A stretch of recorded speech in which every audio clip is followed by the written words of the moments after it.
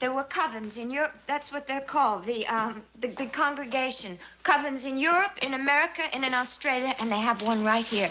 That whole bunch. The parties with the singing and the flute and the chanting. Those are esbats or Sabbaths or whatever don't get they're excited, called. huh? Read what they do, Guy. They use blood in their rituals, and the blood that has the most power is baby's blood. Good evening, everyone. Welcome to Covendom, Season 7, Episode 1. It feels like it's been much longer, but usually a season, because we've split them apart, have sometimes taken 2 years or a year and a half for us to do some of the seasons. We're going to try to make this one more smooth since we've got better technology. So we've upgraded our system.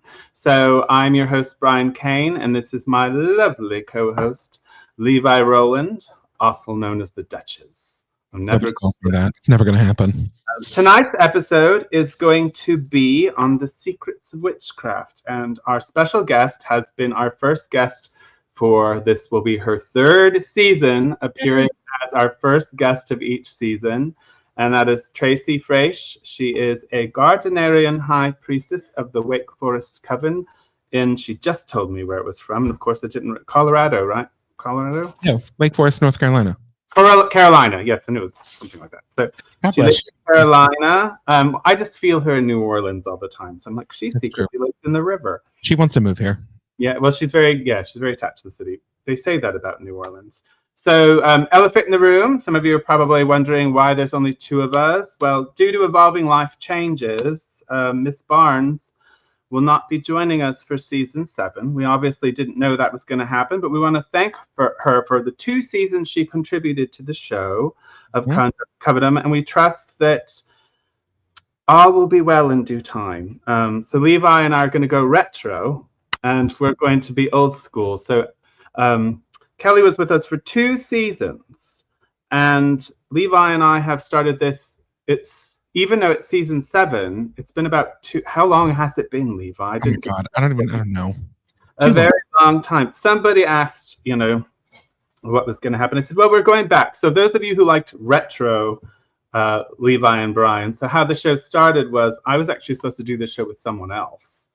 I never intended to do it by myself, and then that person's life changed, and so they couldn't do it. So I just went to Levi. I said, Levi, you want to do a show with me? And he's like, sure, why not? I'm reckless. Was it a choice, really? Is that where we're going with? Bad because of my situation at the moment. But so here we are. I think him and I are going to turn out to be those 2 old judge puppets that sit on the balcony someday being like, this is what kids think of witchcraft. So I'm going to do the news, and I'm going to do... and Levi's going to do an occult demonstration, so we're going to keep that practice alive. People seem to like it.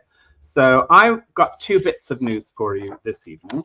So one is social and one is historic. So the social one is actually quite nice to hear. So it comes from Ghana, which we have discussed issues with witchcraft in Africa before and how they are persecuting mostly women and children and the elderly.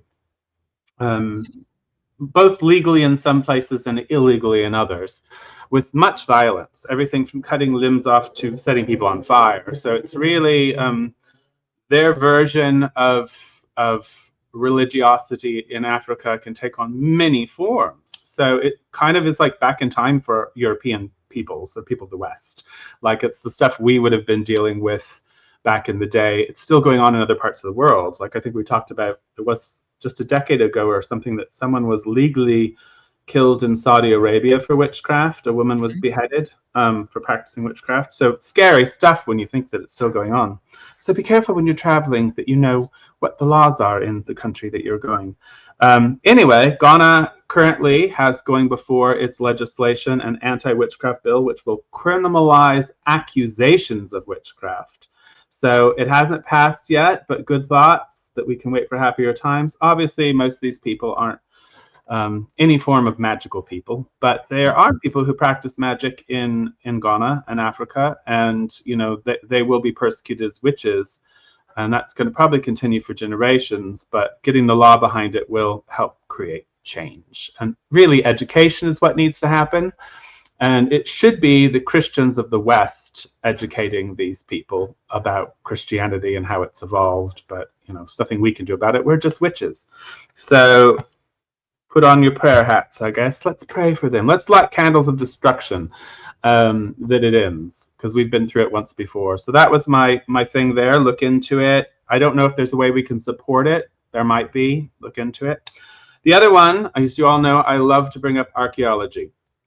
So this is a old find. Actually, they found in 1979, I believe, Levi. And you may be acquainted with, they've been doing a lot of recent discoveries about Roman settlements in England. They actually, I think one of the other episodes I mentioned that they had discovered a Roman settlement that shouldn't have existed according to their pre-ascribed ideas at the time. Shouldn't have existed that far west in England, and it shouldn't have existed when it did. But they discovered a full-on Roman settlement. Well, this is another interesting Roman find. This one's actually very interesting. So they found this in 1979, but due to recent re-examinations of it, it was a treasure hoard that they found in a Roman settlement.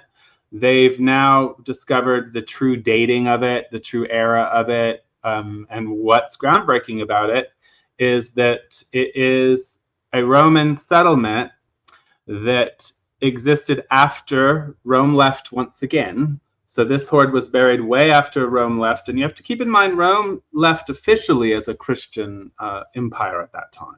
Yep. So it was 379 or something that Theodosius, or whatever his name was, made Christianity the official religion. And if you have to, by most accounts, it was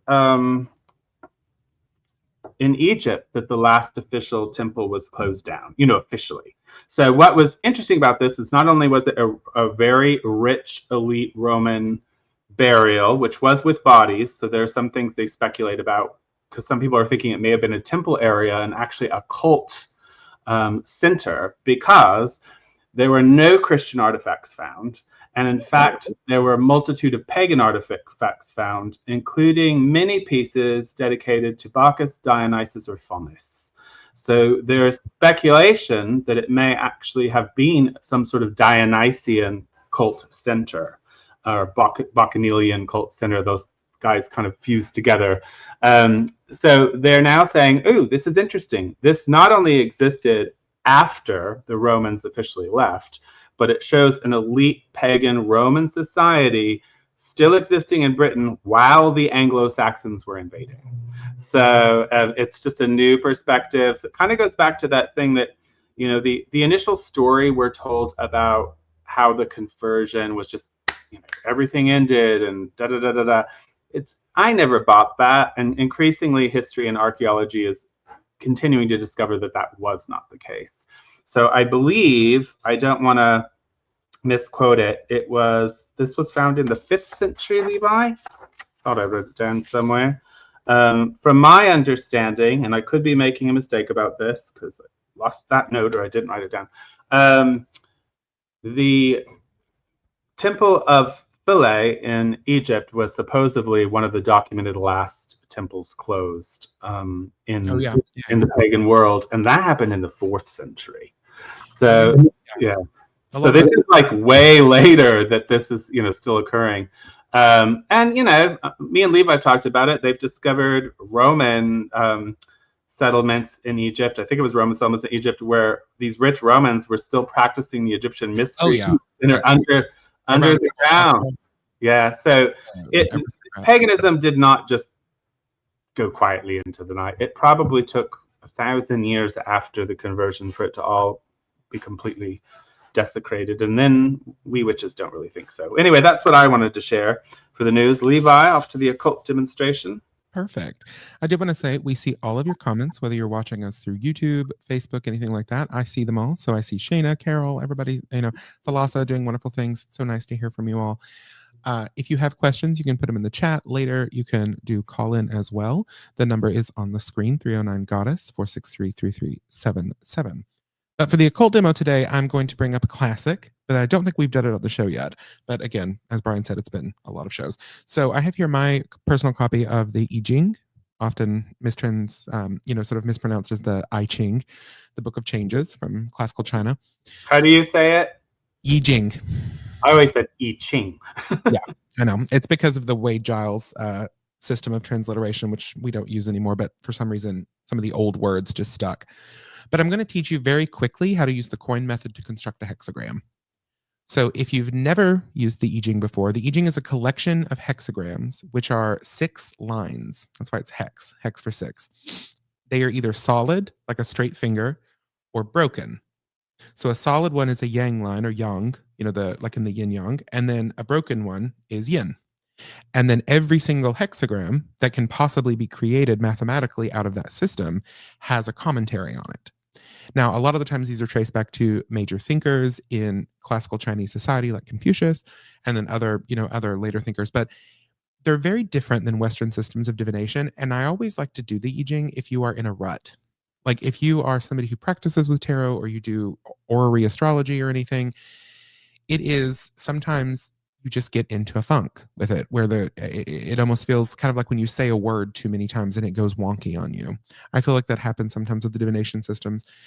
And the I Ching is so different than our Western, sort of systems of divination that it can shake it out of you a little bit, make you think in new and interesting ways.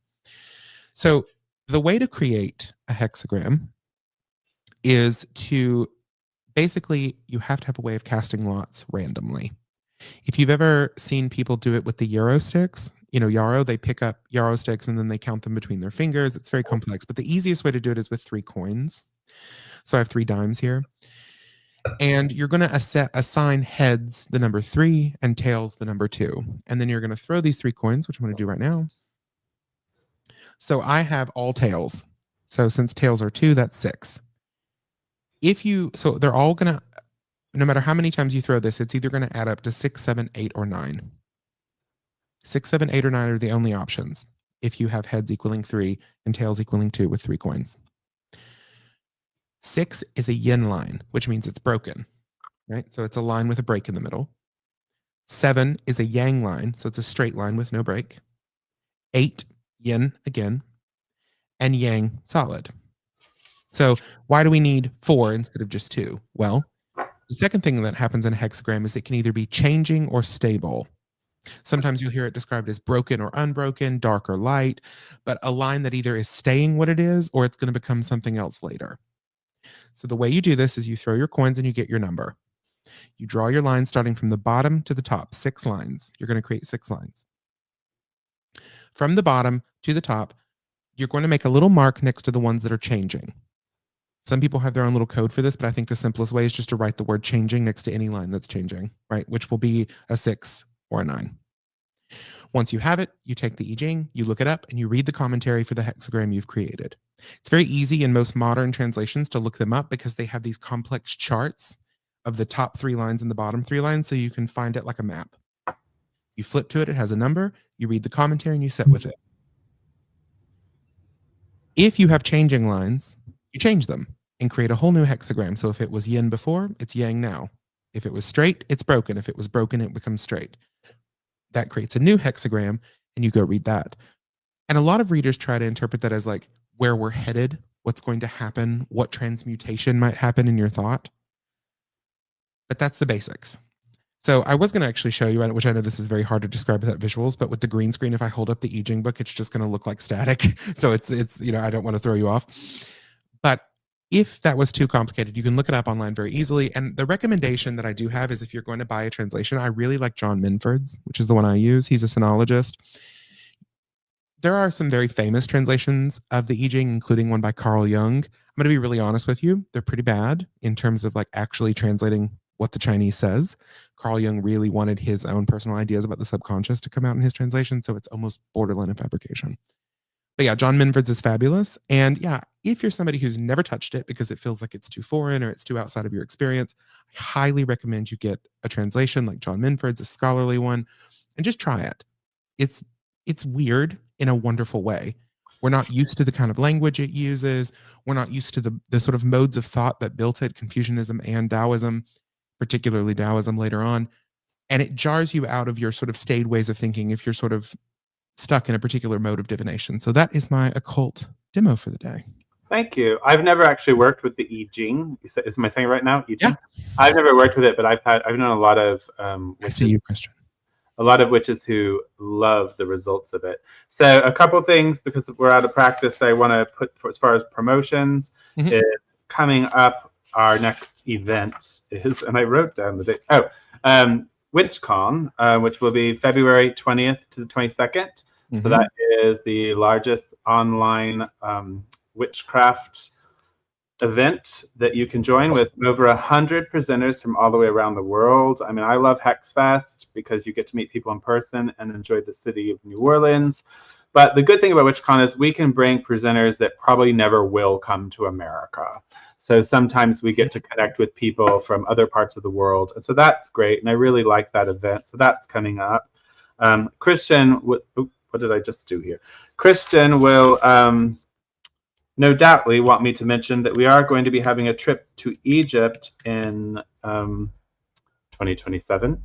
Yes. I don't have all the details for it. I'll let him post things in the chat if he wants to. It is going to be extremely exclusive. We're only bringing somewhere between, and I could have this wrong, he'll start talking in caps if I do, 8 to 16 people or something like that, because it's a boat. And, you know, obviously it is going to be expensive because it's an entire tour down the Nile that will be hosted by a tour guide we've worked with before, who's named Hala, who is an Egyptologist on some level.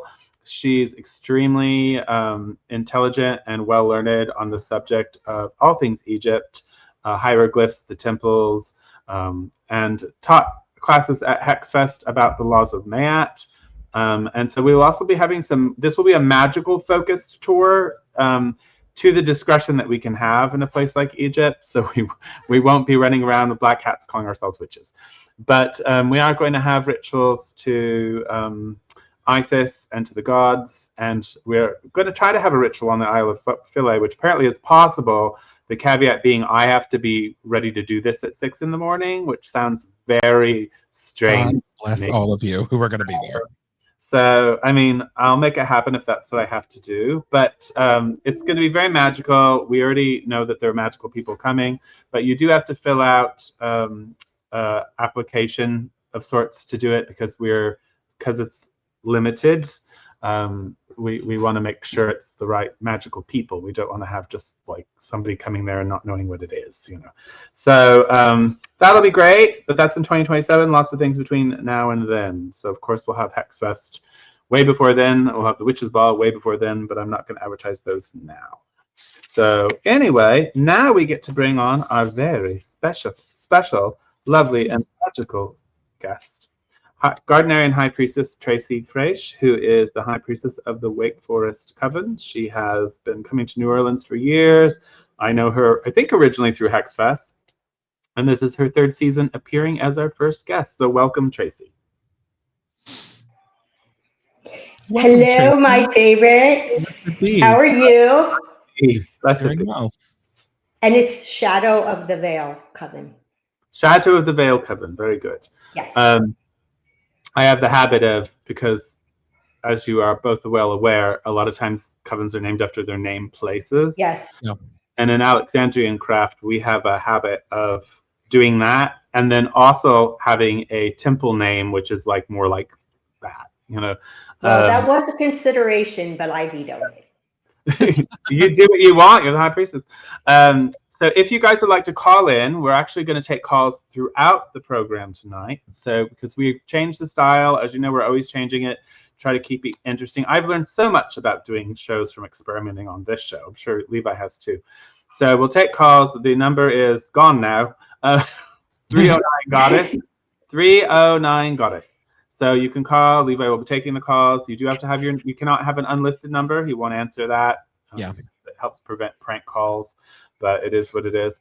So call in with your questions for the group, and we'll be happy to answer them. They can be on the topic, which tonight is the Secrets of Witchcraft, or anything else about witchcraft is fine. We're going to have a coffee table discussion about the subject. So we're all just going to ask each other questions, and I'm going to say, let's let ladies go first. Absolutely. You want to ask the first question? Okay. So I want to talk about Deo. No, I want to know Do you think the real power in traditional witchcraft comes from its lineage and initiation? Oh, we lost you. No, I heard her. She The said, second part, though. she said, do you think the real power comes from witchcraft and initiation? And the lineages. Or Yeah. when you are in the presence of the divine? Okay. Okay. Levi, do you want to go first? I think that as I have grown, this is a one of those things that can be answered on two levels, right? So, like, I do think that the lineage has power in the sense of like you're carrying on something that has belonged to a lot of people. It's been handed to you. One of Tracy's favorite phrases is "I love it the way it was given to me." Right? You know, it's like I've heard you say that a lot, Tracy, and I like that. I like that phrase. I love it as it was given to me. I actually got that from Brian. That was his phrase. Perfect. So like, but I have grown to believe, and this is something that I think is big in all of the occult traditions of the sort of occult revival. This is in, you know, Dion Fortune's kind of offshoots, which she's not my fave, but, you know, those kind of offshoots in Regardi and all of the Golden Dawn stuff that was made public. Initiation with a capital I is something I very much believe in, right? Like, I think there are Christian mystics who are initiates. I think there are tantrikas who are initiates. I think there are Golden Dawn magicians who are initiates. They're not necessarily Alexandrian or Gardnerian initiates for sure. That's lineage, right? That's different. Right. But the experience of initiation is death to life. You know, I mean, this is Orphic and Eleusinian, and, you know, it's that belief that there has to be a change of self ritualistically that sort of kind of forces you into the presence of the gods. And I do think it's massively important, and I don't think it's separable from lineage. You know, you're drawn where you need to be. Kitty. That agrees with me. I definitely agree with Levi. I will say my first answer to the question would be yes. You know, I definitely think being in the presence of the gods is very powerful. You know, I agree with Levi. The capital I initiation. You know, in my book, shameless plug, Initiation into Witchcraft, I talk about a little bit about the golden chain of initiation, which that there is a thread of initiation in the Western mystery traditions, as well as the ancient mystery traditions. Like, you would find the cult of Isis was connected to the oracles of Delphi.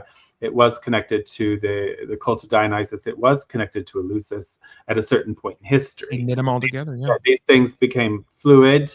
You know, by the time it reached Britain, sometimes you'd have Isis and Serapis in a Mithra temple.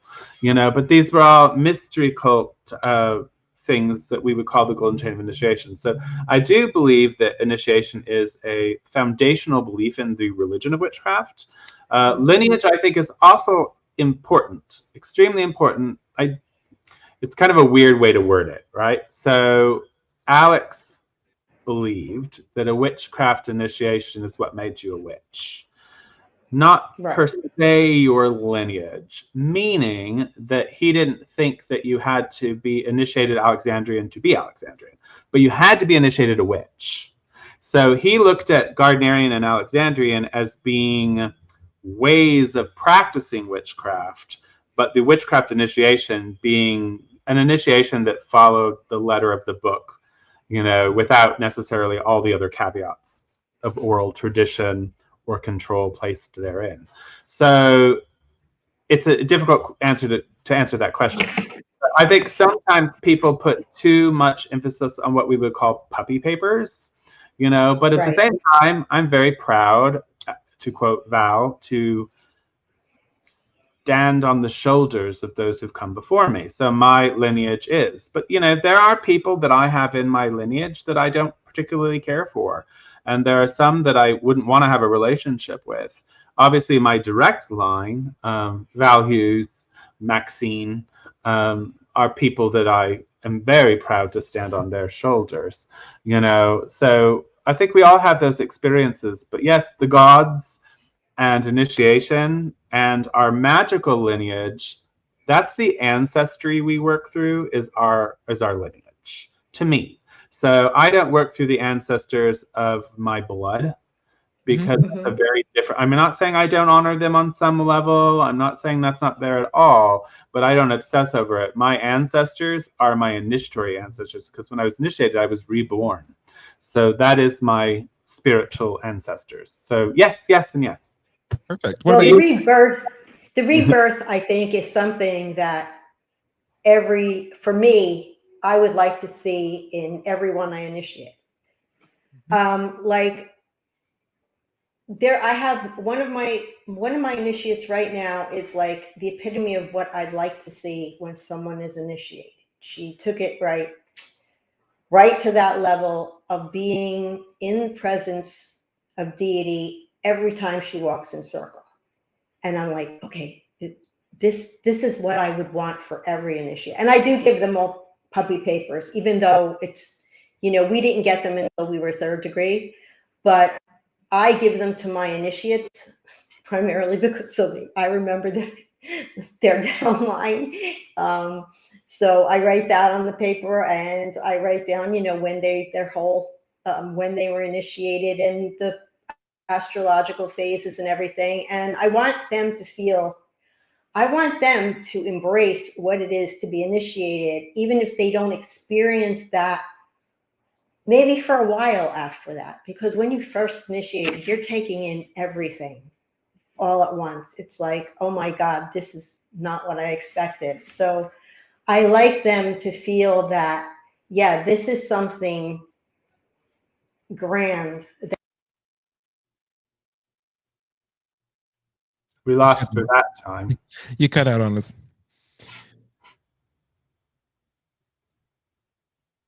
Still gone. She'll get it. I wonder if it's well. She's waiting. I'll say right there that I wasn't trying to poo-poo puppy papers in the sense that they are a nice thing to have. People give you these sorts of things For sure. but I more mean just being so obsessed with it that that's all that matters, but I agree with her that it doesn't always manifest instantaneously for everybody, and in some cases, it doesn't. The taxation can take years to manifest. Some people don't. I don't know why we still can't hear her. Does she have? How are you still? Do we have Kaylin or somebody around? One sec. She was coming through perfectly. Okay, I'm gonna try something real quick. Just gonna bring her back. How's that, Tracy? Nope. You might have to leave and come back in, but as soon as you do, I will bring you back on screen. Try reconnecting. This is a new program we're using, so I don't know what things can go wrong. Oh, it says she's muted. It says she's muted. How about no? No, it says she's muted. It says unmute mic. Tracy, look on your computer and see if you can unmute yourself. You hear me now? Yes. Somehow you muted yourself. You might have touched something weird.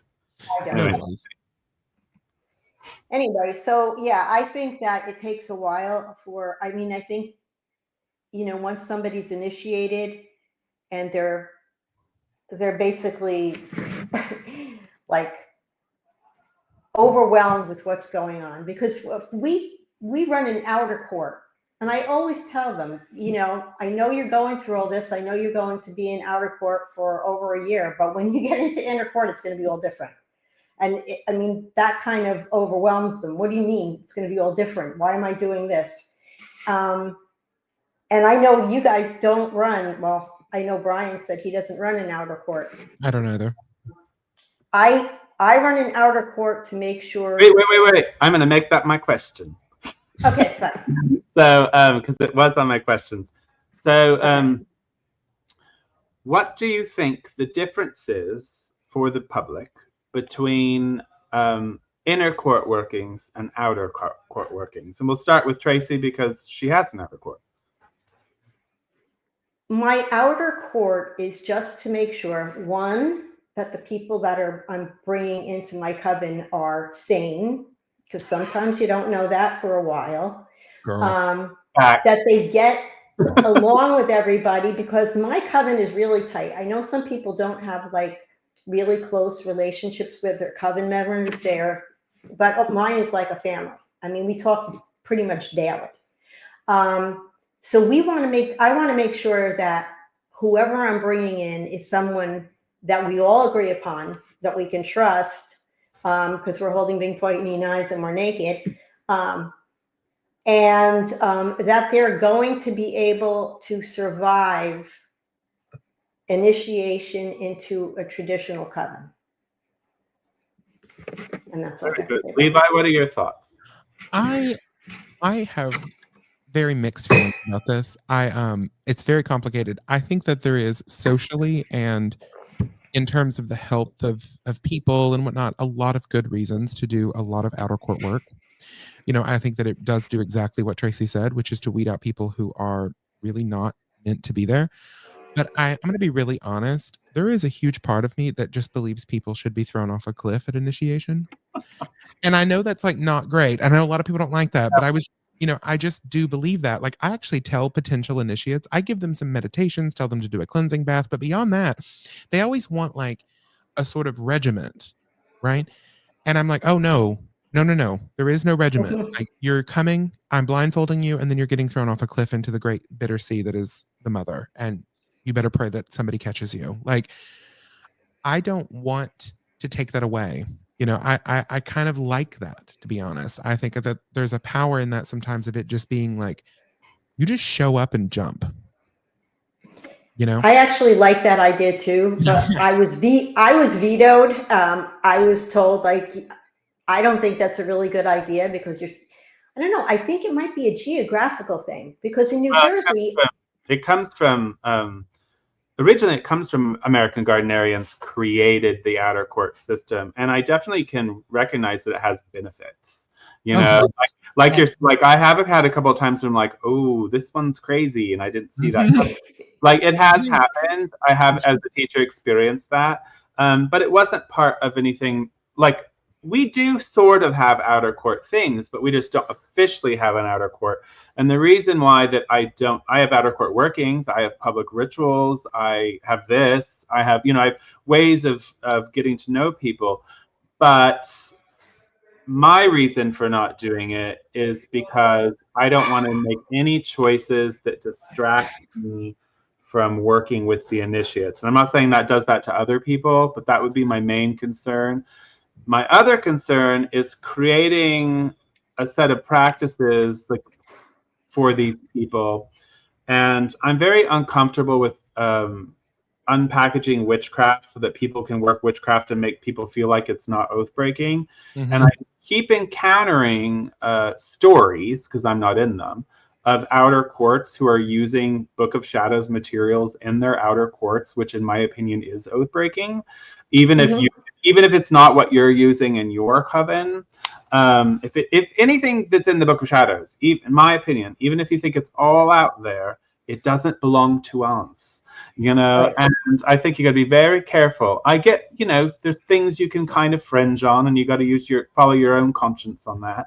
But there are things about that. So if I was going to do it to where I wasn't going to be oath breaking, I'd have to make it just occult practices. Yeah, very like Golden Dawn. Kind of what I do in the store. I do versions of the Lesser Banishing Ritual of the Pentagram, and I invoke the goddess, or somebody invokes the goddess at the altar, and sometimes the god or a god, depending on the ritual. And really the purpose of those rituals is to acknowledge the season and to see if people do feel the presence of the goddess. And she has showed up. Me and Levi have had a couple experiences where we were like, wow, she's actually, for sure.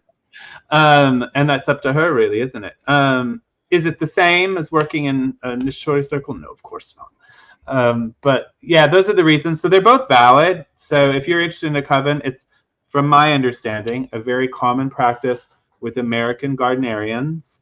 It became popular with some American Alexandrians because a lot of American Alexandrians chased Gardnerian tail because they're like, we don't know what's going on anyway, so we might as well do what they're doing. Thanks, Janet Stewart-Farrar. So, you know, it happens. We were plugged into more of the original practices. So I have thought, should I be doing this? Maybe I'd have less crazy people. So I don't knock it either way. My only caveat is be careful not to practice craft with your outer court covens. You're not crazy for not doing it. It's an enormous amount of work, especially running an outer court and an inner court. It's an enormous amount of work, and it's really the bane of my existence, because I feel like the outer court doesn't really prepare them for what's going to happen in inner court. Yeah, so it just can't. And what ends up happening is they go through all the things, they're initiated, or at least this has happened to me like once, but other people in the Guard tradition have had the same experience, where they've gone through all the things, they initiate the person into the first degree, and then bam, they never see them again because, oh, well, this is not what they expected. And I get that, because it's like, I remember my first time going into an inner court circle, and I was like, I'm like, wait, I didn't know it was going to be like this, but I'm pretty flexible. I thought it was pretty okay. I got used to things that I didn't expect, but some people just don't get used to it. They don't want to do it. Getting through the naked part is like, you're lucky if you get through that. And then after that, all the things are not what they expect. And they're like, I find it's easier if you're just half naked all the time. Well, yeah. Maybe not at the Rouses or the Walgreens. Once I publish my buttocks in a book, I feel like I've proven I'm capable. Well, God's children. I think it's my turn to ask a question. It is. Fabulous. I have one. So Maxine has a quote that she brings up a lot in her public talks, where she says Alexandrians don't have secrets. We have mysteries. So we'll start with Tracy. What is the difference between a secret and a mystery? Okay, I just actually read that Maxine said that, and I loved that, because that is so true. A secret is just basically what you're not telling someone before they're initiated. A mystery is what you're experiencing when you're in ritual and you know you're in the presence of the divine. And you may not even realize, at least this is what's happened for me, where we've had an inner court ritual, seems like just the general inner court ritual, did full moon, and I did a drawing down, and the next day I felt like completely different. And that's the mystery. And you can't get that from outer court. I mean, you could. I often wonder, can people who are not initiated experience some form of mysteries? I think they can, but I'm not sure that they can experience anything like some of the things I've experienced myself. And that's the difference between a secret and a mystery. Brian, what about you? Well, I think Tracy's quite on it. I mean, I believe, I don't know if Alex or Maxine coined it, really. But I do know that the belief is that from an Alexandrian perspective, the philosophy was you could tell everyone everything and they will get nothing, because you must eat the bread of your own initiation. You must experience it. Yes. And so witchcraft has to be experienced. So you can't get it from reading a book. You can't get it from watching Covendom.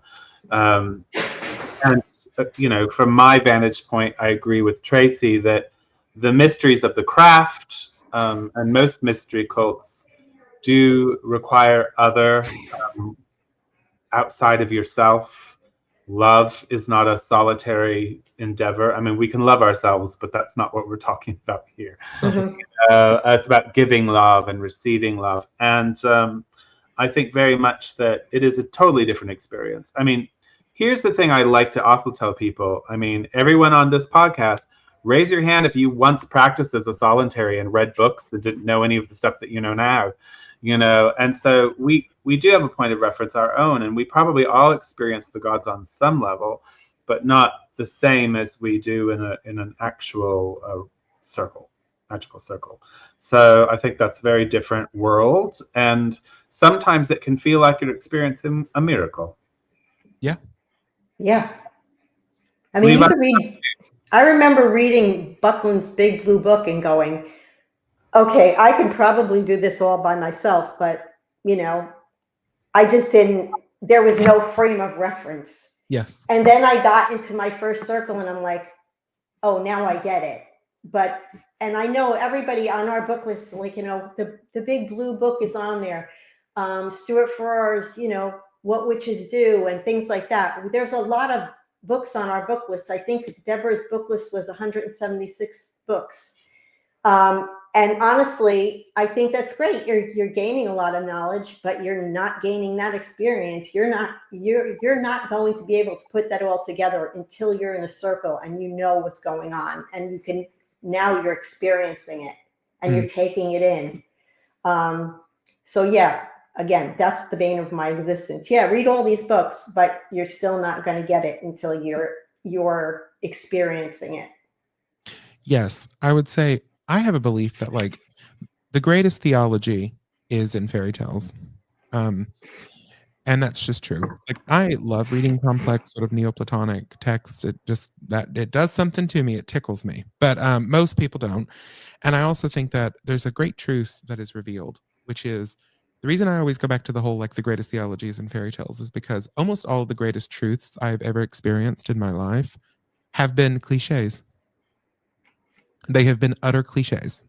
The truth is never complicated. The truth is never some sort of like bizarre, oh my God, I never thought it could be this. This is why I don't like, I'm going to be a little mean here. This is why I don't like sort of like when you get into the weeds of theosophy, right? When they got obsessed with like, or Dion Fortune's The Cosmic Doctrine, right? Where like, this is the name of the seventh ray of this alien angel that gave us this era that created this root race, that it's a mockery of science that wants to sound brilliant by being complicated. The greatest truths are always ridiculously simple, so simple that they are cliches in the sense of like, I know what it means to put a wedding ring on somebody's finger. It's very literal, right? You know, I know the history of it in Rome and whatnot, like, and then the Christian development of marriage. But like getting married was a mystery, right? Like, you know, it's like to experience true love is a whole different thing. But if I sit here and tell you on the screen, the meaning of life is love, that's nothing. That's that's like me giving you a secret. It's empty. It means nothing. It's a cliche. It's a cliche, right? It's a cliche. Then when I fall in love, I am revealed to myself. And in the circle, when I worship the gods, they are the mirror in which I am revealed to myself. So like I cannot do anything but allow that to happen. And if I tell you what I just told you, I've just told, you know what, here, you know, here's a big dirty thing. I've just told you the entire mystery of craft. I've just revealed the biggest secret I could possibly reveal, the Book of Shadows, all of it. The entire theology of Gardnerian and Alexandrian witchcraft is that the gods are the sacred other, and in their love we are revealed to ourselves. Boom. Do you feel enlightened? You can all go home now. I do, actually. I love that. You can all go home now. Do you feel enlightened? Do you feel like you've been one? Are you one with God? Like, no, because you don't. You know. Experiencing that is a much bigger venture than talking about it. And I think that's making the point right there. To do that, to actually make contact with the gods, and then actually make contact with your true self, is the whole point of the great work, really, right? Of course. So. I mean, and that doesn't happen every single time in ritual, but when it happens to me, well, Tracy, that's the Gardnerian. Stop. And then the next day I'll get 100 messages from my initiate saying, you know, I don't know, I just feel like that ritual last night was so amazing. And then I give them like what my experience was, and I'm like, okay, now I feel validated that it's not just me. It wasn't just the wine. It was actually, you know, it was the divine. I had a new initiate that was, and Levi knows who it is. They, you know, I didn't realize they hadn't been at first degree very long. And so they were going through some sort of intellectual crisis of faith or something like, what do I think of this? And we had an amazing ritual that we were all floored. this person had to go to coffee with me just to say, they're real, aren't they? They're not just some sort of archetypal construct. They're actually real. For real. It's like, surprise. Yeah, surprise. They are real. Yeah. It reminds me of something I say all the time to my students, and that I've said on here before, that is very unpopular. I've had people tell me they don't like this phrase, but the initiates of my coven always love it. Selfish love is the key to the mysteries. Like, it's not, every religion on earth is all about compassion, which is lovely. I love compassion too. Why am I so good at this? But selfish love is the key to the mysteries, right? Like, ooh, it's just delicious. It is delicious. I think it's Tracy's turn to ask a question. Okay, my question. We've been talking. I don't think I got. While we're waiting for her to ask a question, once again, you guys can call in anytime. We welcome you. 309 Goddess. Okay. When in the charge of the goddess, when the charge speaks of mystery, do you think it's pointing to some ancient, divinely inspired truth, or to that moment when you realize you've crossed the threshold, and you're no longer studying witchcraft, you're living it? What I love about this question is going to be my answer. So, there's more than one charge of the goddess, which people may not be aware of. There's multitudes within witchcraft literature. They're beautiful pieces of poetry that express our belief systems and the covenant that we have with the goddess, the covenant that she has with us. Because I think that's one of the things about initiation, where the gods and us factor in, is initiation is kind of that covenant, and somehow human beings and gods made this covenant a very long time ago, because it's been a continuous practice throughout humankind. So I think poetry, whether spoken or sung, is a great expression of inspired madness, and I think it's a very powerful act of magic. But it's going to be different all the time. It's not about what you're saying, though; it's about what you're doing. So that's where I'll leave that. Blessed. Blessed be. I think I believe in prophecy. I think I do. After all these years, I think that humans have the ability at times for their consciousness to expand into the consciousness that is at the root of all things. And I think what comes from that is often jarring and complicated. I think as witches, our prophets are, historically would have been people like Orpheus and Triptolemus and Demeter, as the founders of the Eleusinian mysteries. It would have been the wild Dionysian oracles. It really wouldn't have been Delphi for us. I know a lot of occultists love Delphi, but it really wouldn't have been Delphi for us. And it wouldn't have been Dodona, the sort of oracle of Zeus. That's not witchcraft, right? It would have been the Bacchanalia. It would have been the Orphic mysteries. It would have been the cult of Isis. It would have been, that's more where we're pulling from. And I think those are our prophets. And I think I think Eleusis might have gotten a little bit sabbatical. It did. It's fine, but not in the beginning, right? I think in the modern day, I think of Gerald and Doreen and Alex and Maxine as sort of prophetic, not in an Abrahamic sense where they received perfect revelation. But that's not how the ancient Greeks really understood that, right? The prophecy in that world was mantic. It was this thing that came out from a mania, as Plato calls it, right? Like a madness. And when Plato lays out the mania, he says that it can be poetry is a mania, right? Love is a mania. And then prophecy is also a mania, religious ecstasy, usually given by Dionysus. That's the god that's usually handed over to that.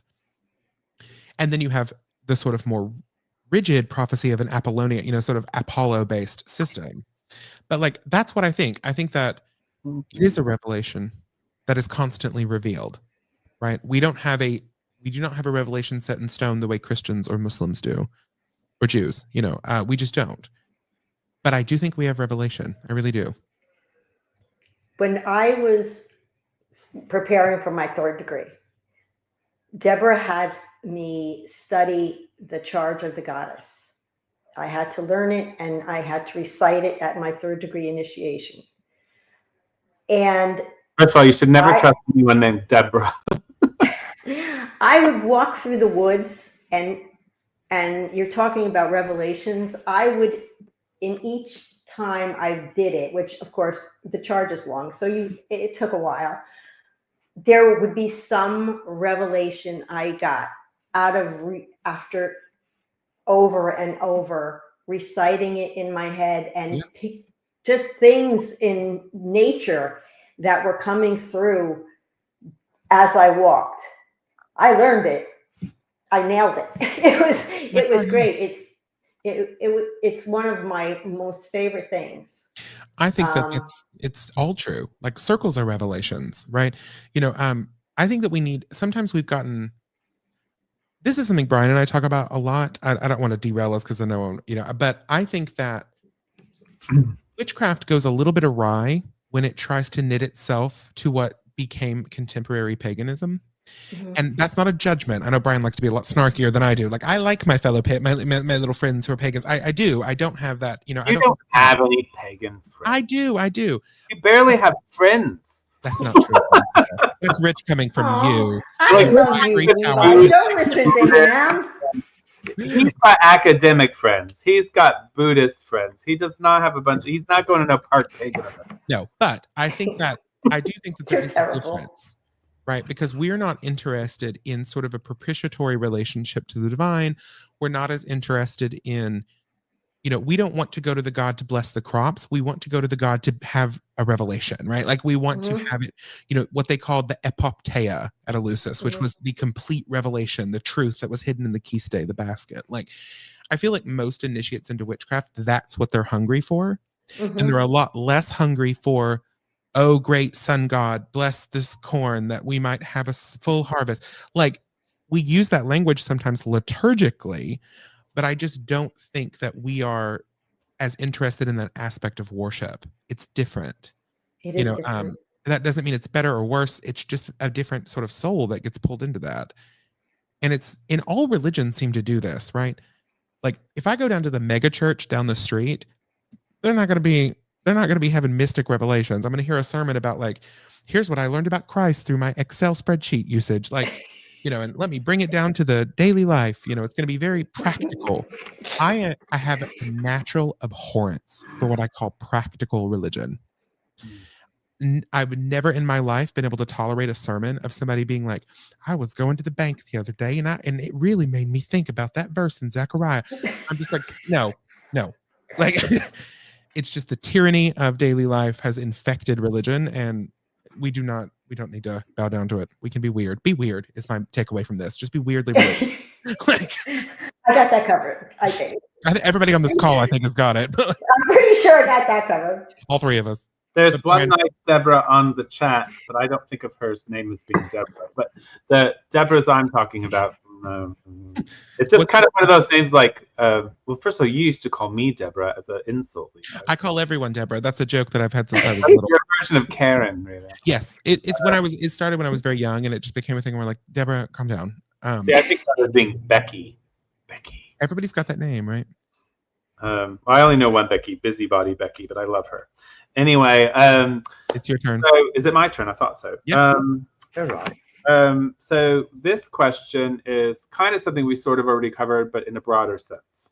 So what are your thoughts on the fact that so many people, particularly in the pagan community, because I want to explain something about the pagans right here. There's a vast difference between historic pagans in Europe, and American park pagans. There's a very vast difference between these three things. So I just personally don't identify as being pagan in an American sense. And I don't live in a pagan geography. If I lived in Hertfordshire, I certainly would go down and do the May Day festival with my community and feel very pagan about it. Hope I get to do it someday in Edinburgh. I might have something sort of in common with ancient pagans, but I'm probably not as hardcore. I like that. Like slitting the goats of heifers on the altar. So my question is to you, though, there's a huge idea, particularly in the pagan community or in the other strands of people who identify as witchcraft, that it's all out there, that everybody knows everything, that there are no secrets, that it's completely all out there, and that's that. And what are your thoughts on that? Like, how do you navigate that in your walk? Starting with whoever. Go ahead, Tracy. Well, I mean, that's the thing. There's a lot of stuff out there. I mean, we all know that there's a lot of stuff out there. I never, when someone asks me about it, I tell them I cannot confirm or deny. But it goes back to experience, and there are the mysteries.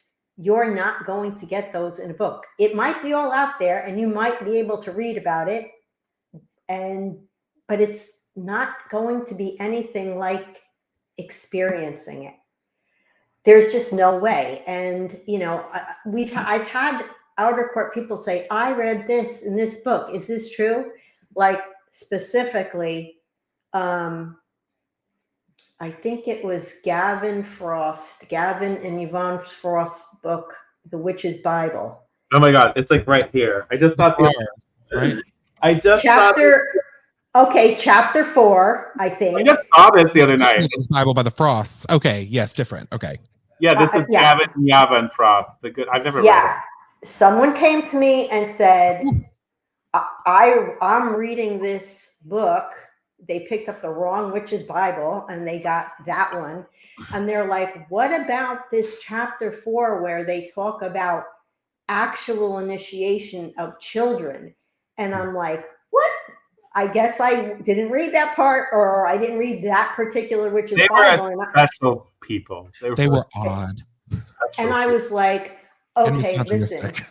I mean, think about it. I mean, when you have someone who's outer court, they don't even know what you're anything about this.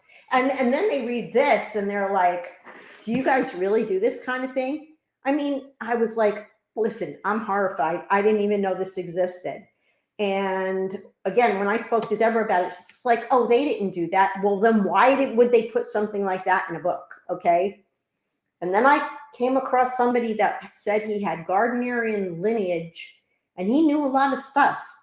But he said he was initiated actually at 8 years old by his mother. And then he got his 3rd degree at 16, actually, in the actual sense. And I was like, ew, no, we don't do that. No. And he didn't really last very long in our outer court, even though he claimed 3rd degree initiation.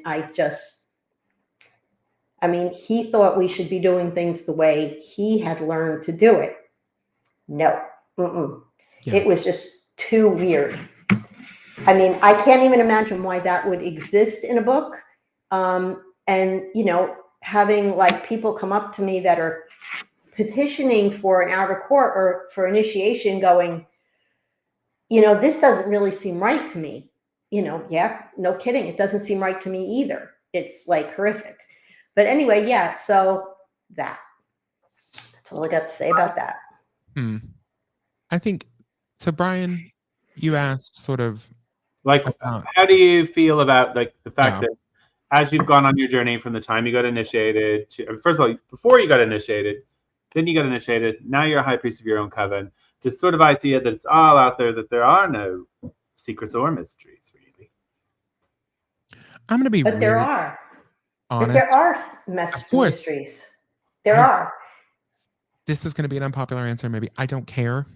I legitimately do not care who thinks they know what.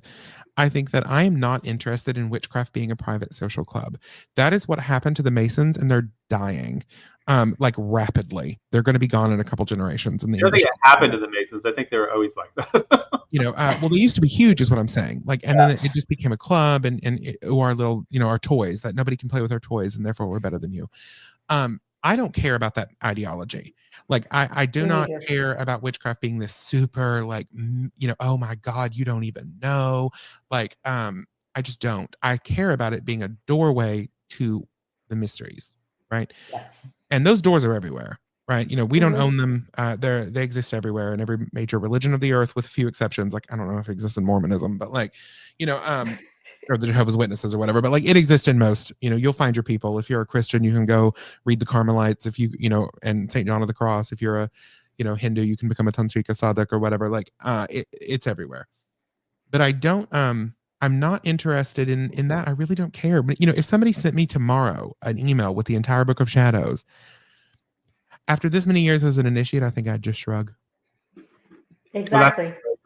They're not priests. You know what I mean? Thoughts on it were just basically, in a sense, I agree with Tracy. There obviously are some materials that got out. I hate to. There is a big difference, in my opinion, between what may have gone on during the early witchcraft revival, when nobody knew anything and people had a different context and there wasn't social media. And in fact, a lot of the things we can find on YouTube and stuff, they didn't see that coming. They thought it was going to be a blurb on the BBC or something. They didn't think 20 years later it was going to come back to haunt them over and over again and get posted by weird witches of the internet. So it was a different time period. And so I don't want to, so I'm not attacking those people by this statement at all. Like what Gardner might have chose to put out there, which he did, what might have chose to put out there, what other people, Doreen's a caveat to that. I think she put some things out there she shouldn't have, but at the same time she thought, well, I wrote them. So, I get the concept there. So now, however, I think it's extremely important to say that, yes, people have put them out there, always for money, always for fame, and it didn't belong to them. It was a disservice. What the earlier witchcraft people did with it was really about promoting craft, and it was kind of a lack of skill sets, to be honest. One thing I'll say Alex was very good at, he could do a video or do a show and do a whole thing where there was not that secret rites. There wasn't really too much actual craft in there. Even how he did the circle was a bit different. So they were good at it, but they were also at a time where no, for the cats, making me think of the cat. It was the cutest meow. It was. She's the cutest meow. If they put something out, like a piece of poetry or something, nobody knew what was real or wasn't real anyway. Right. It's the people who put it out there and said, this is this. I hate to say this, but they're oath breakers.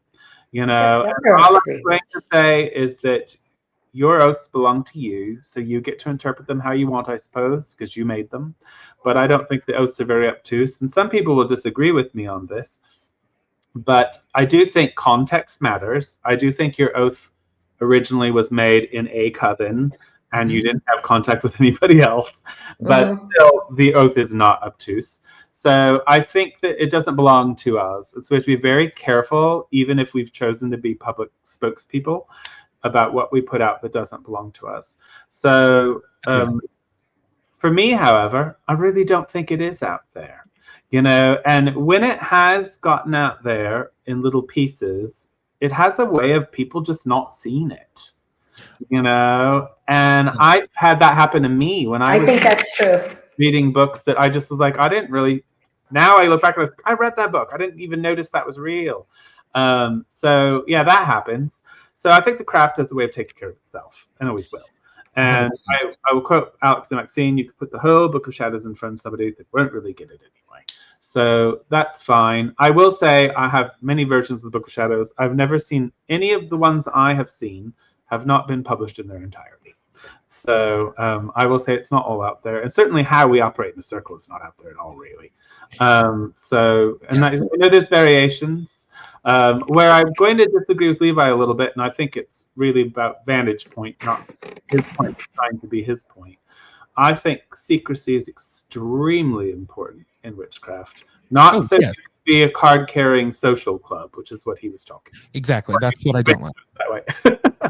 I don't agree with that either. Yeah, that's what I don't like. The sacred, we keep it secret to keep it sacred. Yes. That part I think is extremely important. Not talking about your magic, not talking about your practices.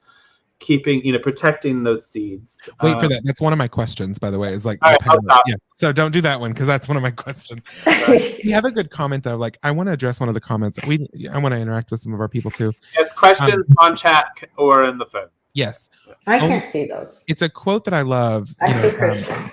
PBA, you have 666 in your name. That's how I'm going to identify you. Dark Lord in power. But only those with eyes see. This is very true. I have seen YouTube videos, or I have seen people, even at events or whatever, say, this is a quote unquote Wiccan ritual. They use the word Wiccan, whether we like it or not, Brian. But this is a Wiccan ritual, like Gardner would do or whatever. And I've seen them do something. And is it like basically kind of foundationally close? Sure. But it's alien to me. Their approach to it, their understanding of what they're doing, like everything, that it's just wrong. You know, it's not a witchcraft ritual as we understand it. It's a mummer's play. Right. So like, is there stuff out there? Sure. But if you don't have the eyes to see it, who cares? You know, it's gibberish. You can, and you see that, don't you? Like when you look at certain witchcraft rituals that have been constructed based on ours. And it's like a lot of them I look at and I'm like, there's no soul here. I've Like, seen rituals back to initiates that were horrifyingly bad. well, that's true. That's a whole other thing. Careful what you post on the internet. As far as secrets, even our basic pagan way is what we use for our outer court. I don't disseminate that to anyone. I mean, the first time I've had people that in my outer court that were like, they needed to get that outer court ritual to do the basic pagan way. And I knew their reasoning was that they wanted to do it at a public event or do it at some meetup group. And I'm like, no. I mean, even though that's out there and it's not really anything oath bound, it's just, I'm like, really, I guard stuff like that. I don't put anything out there. So yeah, I think there's something out there, but I don't think it's, like you say, Levi, I don't think it's right in plain sight, but they're missing it and they're not going to see it because it wasn't meant for them to see.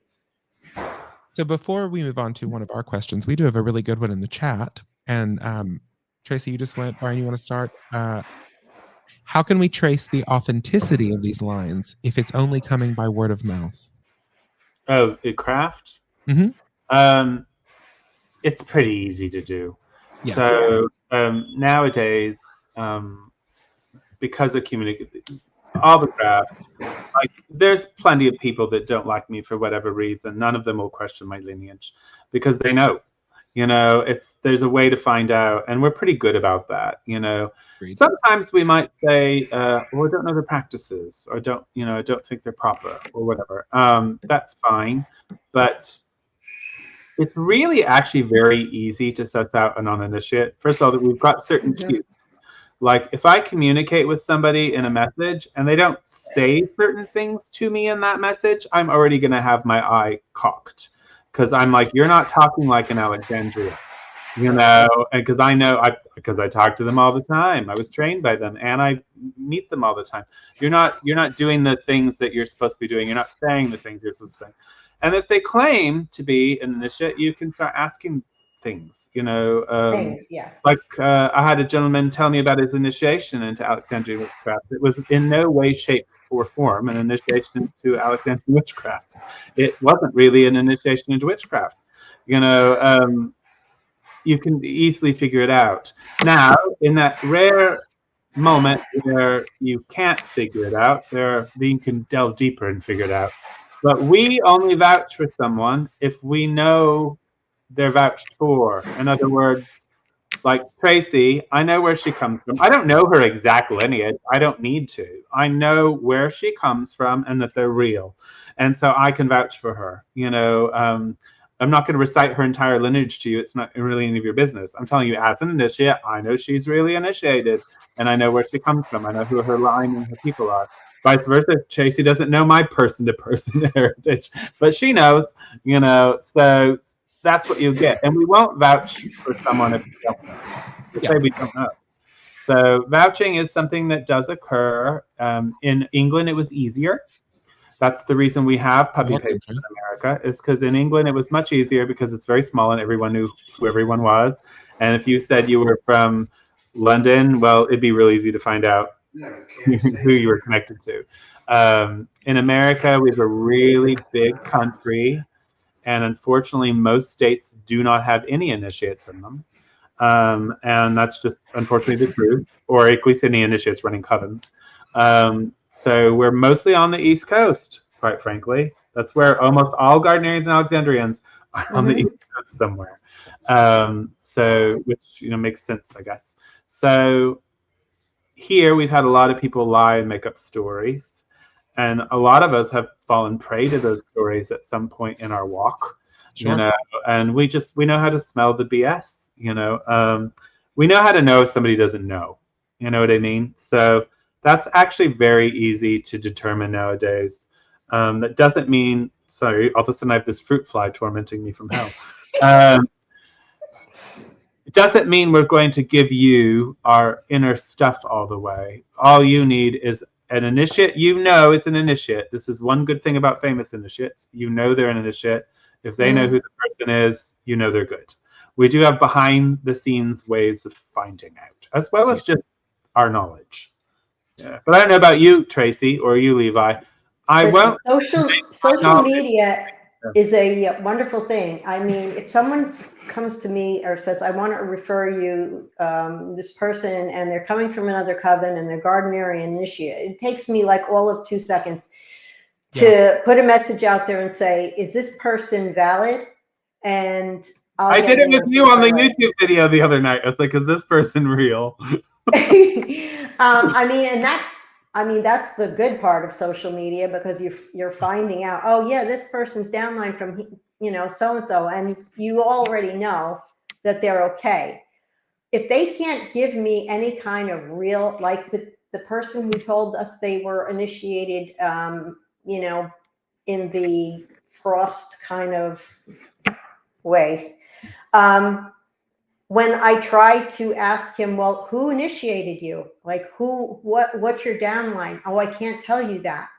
So I was able to go back to people that were around 100 years ago in Michigan. And I'm like, does this sound right to you? No, we never had anybody like that in Michigan. So I was like, okay, no, sorry.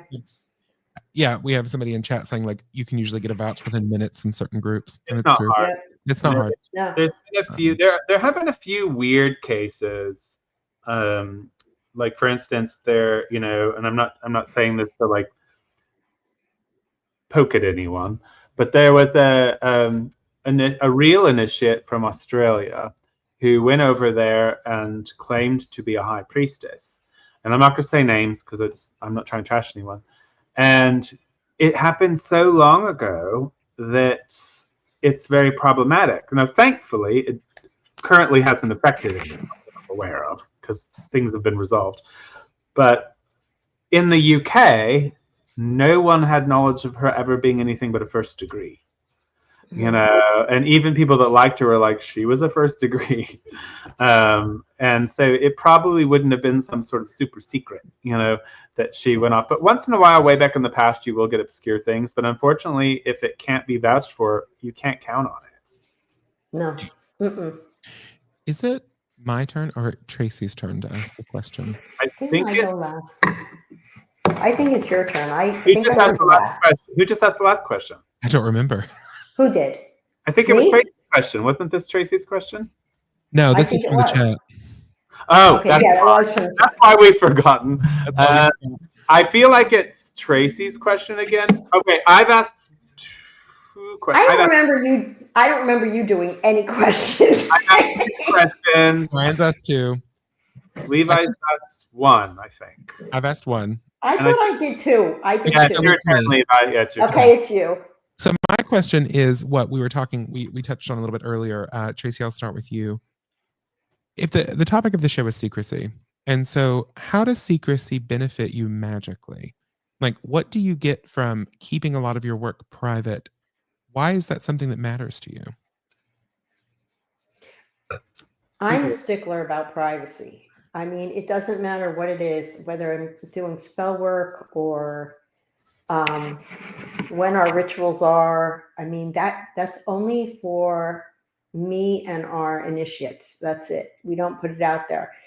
I don't take pictures of my altar. I don't take pictures of my tools. I think that it benefits me because There are people out there that once they have something from you, and that includes your picture too. That's why Michael Correll taught me something very valuable. First of all, my profile picture on social media is not really me. It's an AI generated and it's inverted. So he said, if you're going to post a picture of yourself on social media, make sure it's either A, not you, or it's you and it's inverted, it's in reverse. So I did that. But more importantly, once somebody has your information, even if it's your picture or a picture of your altar with your tools, because I just don't understand why people do this when they take pictures of their working altar. Because I feel like once someone has pictures of your tools, they can use that against you. They can use that against your magic once they have that. And maybe it's just me because I'm really into like protection and reversal magic and things like that. That's like my forte. That's like one of the first things I teach my initiates is, protecting themselves, even if because I remember back in the day when I thought, I don't need to do that kind of stuff until I did. So for me, secrecy is paramount. I don't put anything out there that I think in my mind someone might be able to use against me, because even doing this show, which I absolutely love, of course I generated haters. So, who knows? Every day I get somebody trying to hack into my Facebook page and I'm like, so I think secrecy, especially in witchcraft, is so important. Maybe some people think, well, I do all this protection work, I don't need to do that. No, you do. Trust me on this. We do have a caller if you want to do that before we jump to your answer, Brian. I want to answer this question though, so let's have the caller hold real quick so I can answer it, and I'll try to be brief. Number one, I got to point out that Uncle Bucky has pictures all over his Facebook that are not AI generated. Love you, Uncle Bucky, but you're not following your own advice. So where I'll agree with Tracy is, yes, obviously we know photos and things like that can be used in magical operations. However, one does not require them. So I would always hesitate to just use your protections and not worry about how people try to operate. I will say secrecy is extremely important to me. I don't let anyone who's not initiated to go into my temple. So when I chose to have it photographed at all for my book, it was with great hesitation. But I really wanted to put out there to people something that gave them an idea of what the priesthood that we are a part of actually looks like. The altar wasn't set correctly, and my tools were not on display, really. So, but it wasn't for those reasons. That was because there's power in the secrecy. And I shattered a little bit of something, because now people could see what it looked like before they go in, whereas for years, no one would have any clue. Now, it didn't show everything, obviously. Secrecy is important not only for protecting people and sacred, but it actually generates power. It generates power in your subconscious.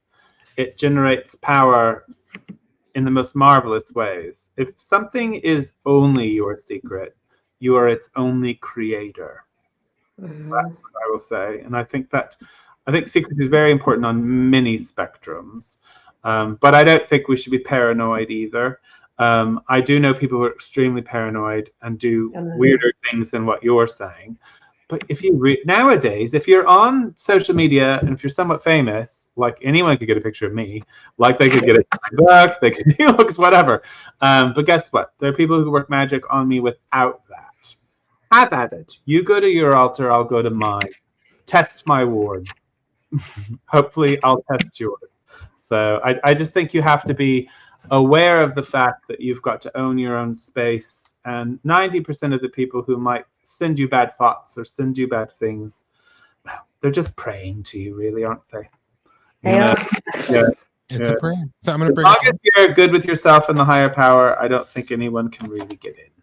So, but bad things are going to happen to us all, and somebody will take credit for it. Take our caller. Levi, try to remember for you to speak on that when we get back. Hi, you're on Covendom.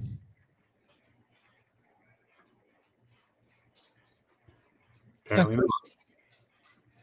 I don't hear anyone. Oh, you're going to have to tell us what they're saying, Levi. We can't hear them. Don't like that. Yeah, yeah. So I'll tell them your question. What's your question, Christian? Oh, it's just Christian? You know, phone number back. That's not a real caller. That's just Wait, hold on. Everybody can't speak at once, guys. This doesn't work. So go ahead, Christian, and then I'm going to repeat your question to them where they can hear you. Nope, just me.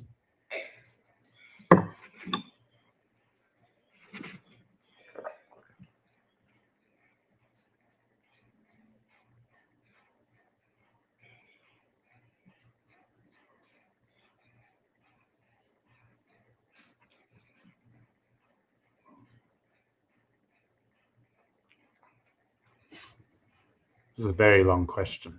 Okay. Like Yep, I got you.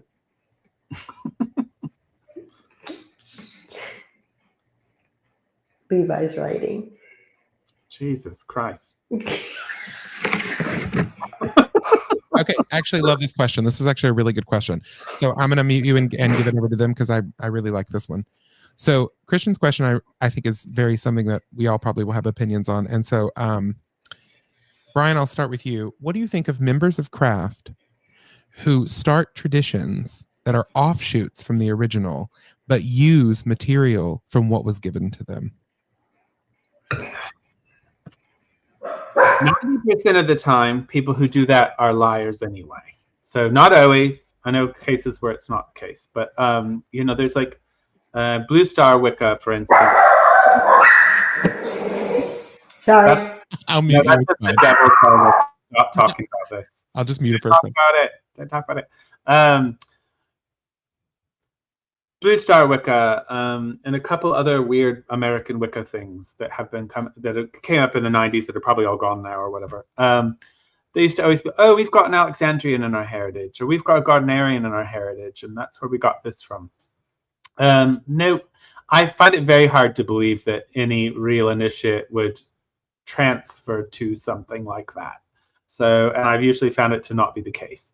The only time I know that it has actually sort of occurred was with like the Minoan tradition, when Eddie Baczynski apparently was in New York Wicca or some Gardnerian thing-ish. I don't know for sure, but apparently he, you know, because gays weren't really readily accepted. Well, I'll tell you basically what Paul's like Paul Orr is one of the oldest, last I heard, he was the senior eldest Minoan to live, to exist. And he said, well, at the time, it was kind of necessary because, like most covens, just wouldn't let gay people in. So I've now seen the Minoan Book of Shadows, and I can verify there are some materials in it. But he modeled certain things after the Long Island way of doing things, but it's definitely nothing anyone, like if somebody picked it up, they wouldn't translate it to anything meaningful, but there are certain points of it that are still materials. So there's a good chapter of it is a recent Gardnerian badge collector rewrote a version of it, and I believe he used the Alexandrian Book of Shadows instead to try to keep Gardnerians from calling him an oathbreaker. But it's really horses for courses. The Gardnerian Book of Shadows the Alexandria Book of Shadows is a Gardnerian Book of Shadows. Like it's Gardner's Book of Shadows. You know, there are variations in all lineages because different people copied them down. And it's well known Gardner had a few iterations of it. And so depending on who you were and where you were training at the time, you might have got different versions. According to my sources, Alex is one of the older books, which is probably true considering its size. But either way, the Minoan tradition is not Gardnerian in any way, shape, or form. And I've actually encountered Minoan initiate who tell people they're Gardnerian. Like you met one, Tracy. You didn't know, but you met one who was on one of our things. I think it was WitchCon or something like that. Young guy. but he was in with Tim and all them, and he kept saying he was Gardnerian, and he was Minoan in an outer court Gardnerian coven. I'm like, you're not Gardnerian. You keep telling people you're Gardnerian. No clue what Gardnerian is, because I can tell you from looking at this book, which I shouldn't have, but to be fair, someone gave the book to Christian, and he and I said, I don't know if I want to be scarred by looking at this, but I actually had, of course I'm nosy, so I did. And I was scarred. I didn't want to be Minoan. I don't think it's really witchcraft, but they did take a piece of a real tradition, because that guy oath broke. Because the question is, when does it? Okay, so what makes it oath breaking? Well, if they're not legitimately an initiated witch and you give it to them, it's oath breaking. Mm-hmm. And I don't think the way that the Minoans initiate is a legitimate witchcraft initiation, so therefore it was oath breaking. But that is going to be a philosophical debate, assuming one knew how they were. I now do, and it is not a witchcraft initiation by any way, shape, or form of the imagination. So, but we're in this place now to where people are getting their ideas about witchcraft from Instagram and things like that, when it's all spells and intentions and lighting candles, so they don't know any different, and that's the narrative now. Anyway, I think I went on too long. Nobody would ever think that. Tracy, what do you think about these thoughts? I mean, I've been in that situation where somebody, because back in the day, before I was ever in an outer court group or training group, there was someone who was running a meetup group, and they decided that some of the practices that he wanted to do were definitely inner court practices, which I can't say here, but they were inner court. I knew they were inner court. And it caused a huge thing, because people who were not Gardnerian, who had no intentions of, becoming Gardnerian, were coming to me and saying, why are we doing this? Why do we have to, do these practices? This is just a meetup group. And I'm like, yeah, no, this is not appropriate. So that person actually was in a Gardnerian outer court. And I went to their high priestess and I said, I don't think you'd want this person doing this. They're sharing things about our tradition that are not for the general public, for whatever, for street creds, to, I don't know, maybe they wanted, who knows? I mean, I think they just wanted to pick up women, to be honest, but that never happens. Well, I love being pagan, because those women are just like, I could be with you and you and you. Anyway, I think that those people, like Brian said, are oath breakers. Okay, even if they're not initiated, if they're in an outer court with the intention of being initiated into a Gardnerian coven, and they're sharing practices that are not theirs to share, they're oath breakers. I would never initiate someone like that. Unfortunately, I have to jump on a comment here real quick. I know I'm going to go on a soapbox here, but it's really important to me for education, because I don't think this person's just trying to be facetious. So, now I've lost it here. I don't know if it's a girl or Angelo Rosini. During my comments about Eddie Bazinski, said that's how the Alexandrian tradition was born. No. So here's a historical fact that what we do know, what we don't know. So I'm going to compare this to Gerald Gardner. Gerald Gardner publicly mentioned his first degree initiation. He mentioned that. Lois Bourne said he never got his second and third, and claimed his initiator told her that. Okay? I'm not getting into whether that's true or not. These are sort of historical facts that we know. Gardner published about his first degree initiation, getting initiated into the New Forest Coven. You know that. Alex, we know that there were letters written between Pat Kapinski and Gerald Gardner about Alex's initiation, about someone called Medea. who later on he would claim was his grandmother, which we know was not the case. We know that Alex worked with Pat Kopinski, who was probably the maiden of Patricia Crowther's coven. Alex also knew Monique Wilson, and Alex also knew Lois Bourne. And Alex also not only had the Book of Shadows, but knew how to use it. So getting into that, we know that Alex first started working witchcraft in the Manchester area, and we know Maxine joined that coven. There was no such thing as Alexandrian witchcraft at this point. There was also no such thing as Gardnerian witchcraft at this point. It was just called witchcraft, and these were witches of the book. Alexandrian witchcraft was born much later in the 60s when Alex and Maxine moved to London. Nothing from the Book of Shadows was ever altered in our practices. The only things that were altered were things that are not in the Book of Shadows. So not the same story at all. We practice very similar to Gardnerians in many respects, but philosophies are just different. So you are ill-informed, my friend. Sorry, can we go on? Yeah, sure. I think to answer Christian's question about this idea of like offshoot traditions, you'll like this, Velas, in the comments. Brian said, "Why do I want to go to a dollar store when I can stay at Macy's?" I knew you'd love that. I'm going to be.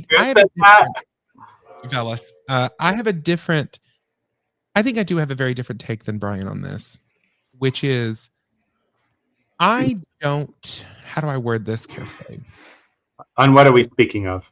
This whole lineage question, like, you know, these. We're backtracking. Okay.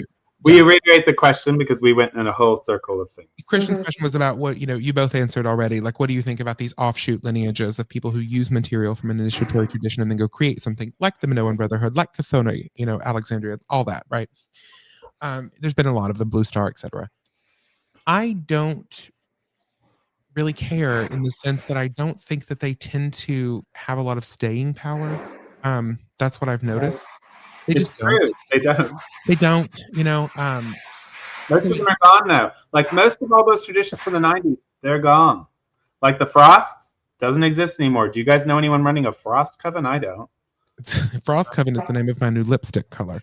But I just think that I don't care as much. I also just don't. I'm not as interested in purity. Like, it doesn't bother me that people are going to cheat their oaths, because I know that, right? Like, I mean, my God, guys, at one point in my life, I was a devout Catholic. If you think that I cannot be in a religious tradition without understanding that people are going to screw it over, like, are you kidding? like, you know what I mean? Like, go start your little fake tradition. It's not nearly as bad what's going on in the Church of Rome. So, like, I just don't, I expect it, because I think that, I always go back to, like, my oath is my own. I cannot control anybody else's. And I really do agree with Alex. Like, in the temple of your own body, you'll eat the bread of your own initiation. Like, I love that phrase. It's my favorite phrase he ever uttered. Like, well, you said some people don't. It's like, it's good. I'm going to protect my oaths. I'm going to live them out. But if other people don't, sic vita. And I'm not a superstitious person. People know this who watch Covendom. Like, I can be a bit of a like party pooper, because I'm like, I don't really believe that. I don't really think that's literal. Like, I'm not a superstitious person, but things don't tend to go well for oath breakers. Until she is. But I will be superstitious about that. People who make an oath in a sacred circle and break it doesn't tend to go well for them. No. Nope. We don't always get to see it. It won't go well. It's just a thing I've witnessed multiple times in my life. Yep. And I'm just like, Yep. I love this thing that Doreen wrote on a different version of Coven rules that are out there somewhere. That this is probably in her dedication. No one may escape their fate, be it blessing or curse, when they basely betray the confidence that has been instilled in them by others. Yeah. Yep. Which is the truth.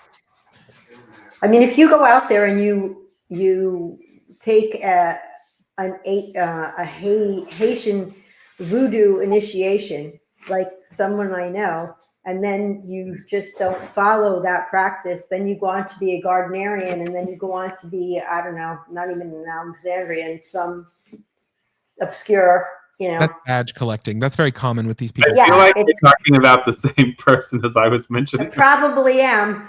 And then you wonder why your life has gone so Terrible.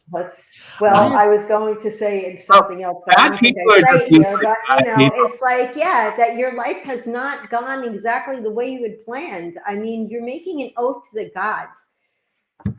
How can you not be taking that seriously? This is something that I've brought up so many times. I know we're going on a tangent here, but I like this coffee table vibe. But I have said many times on the show, I am inherently not, and this is a me thing. I'm not saying this is true for everyone.